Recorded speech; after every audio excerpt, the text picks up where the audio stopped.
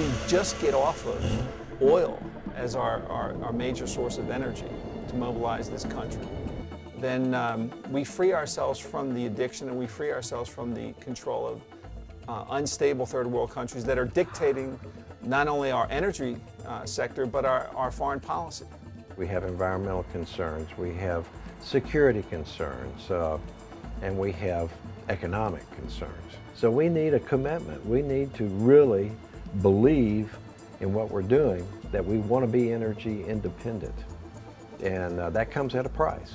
Fossil fuels are finite, so strictly from the standpoint of just logic, you don't want to base your entire economy, your entire infrastructure, everything that you know is your way of life is all centered around a finite energy supply. We not only need hybrids, we need new methods of producing power output.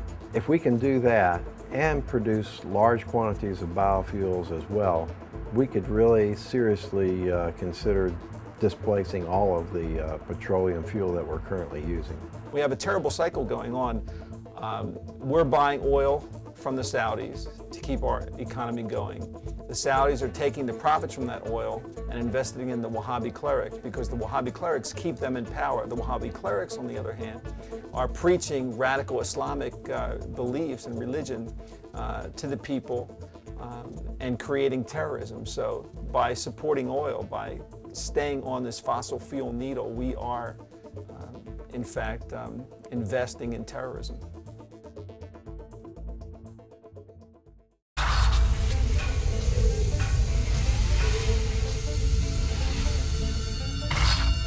It is in all reality a crisis. Our relationship to Mother Nature is very related to how we spend our days here on Earth. If everybody's wrong and global warming is a big hoax and it's totally, the science is completely flawed and we've actually conserved our finite resources and we've, done all these other things, we've come up with alternatives, what's the real problem there as opposed to the flip side? And whether you believe in global warming at all, and I do, and so do major scientists in the world, reducing CO2 emissions is a good thing.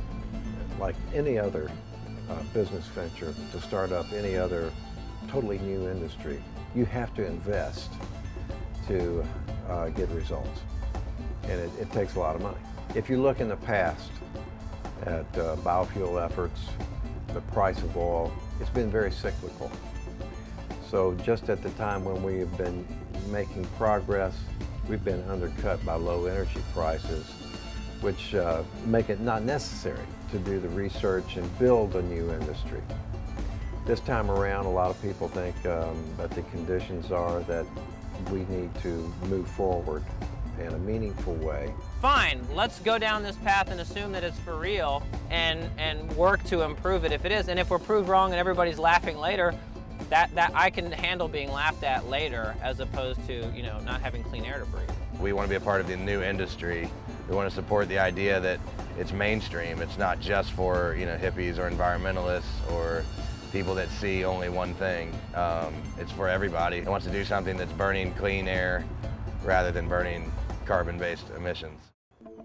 So this is a completely unmodified, standard, off-the-shelf, off-the-lot Volkswagen Golf TDI diesel, unmodified. You don't have to make any modifications to the vehicle or its engine in order to run biodiesel.